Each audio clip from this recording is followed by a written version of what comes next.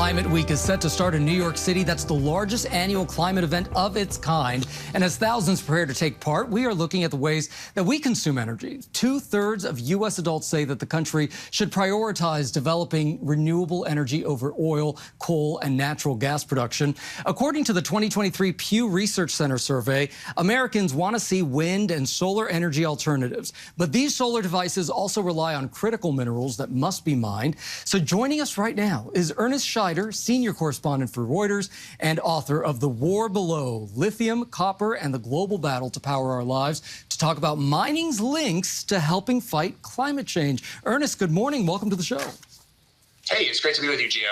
Absolutely. So let's talk about this, because this just blew my mind. You say that the climate change fight actually relies on mining, yet mining is deeply, deeply unpopular by those fighting against climate change. So how does mining play this crucial role in saving our planet? Sure. Well, things like solar panels, wind turbines, electric vehicles, they're all built with critical minerals. You know, lithium goes into a lithium-ion battery that powers electric vehicles. Solar panels and wind turbines have a lot of copper and other critical minerals in them. Nickel and cobalt are used across our green energy economy. And all of these critical minerals have to come out of the ground, which means that climate change is intrinsically linked to mining. That does seem like a paradox to many people, but it's a reality that many people just don't think about.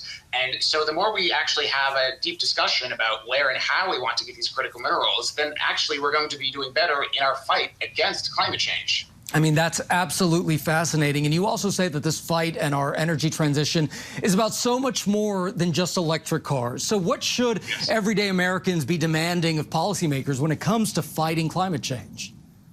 Sure thing. Well, as you say, this is about so much more than electric vehicles. You know, I have a chapter in the book that talks about leaf blowers, which might sound silly and basic, but leaf blowers have historically been powered by gas-powered engines, and those are just gnarly for the environment. They spew out this toxic plume of just gunk that makes climate change worse. So the answer, many people say, is to get an electric-powered leaf blower, and I did actually while I was writing this book, and it has no emissions, but I became curious about where did the building blocks come from? Where did the lithium and the cobalt and the nickel in this electric leaf blower come from? And I got to tell you, Gio, I have a lot of resources at my disposal, and I couldn't figure out where they came from, but I did know that they didn't come from a mine in the United States. And so what I think we have to be having a discussion about as Americans and really as citizens of the world is, what are the standards by which we would allow mining?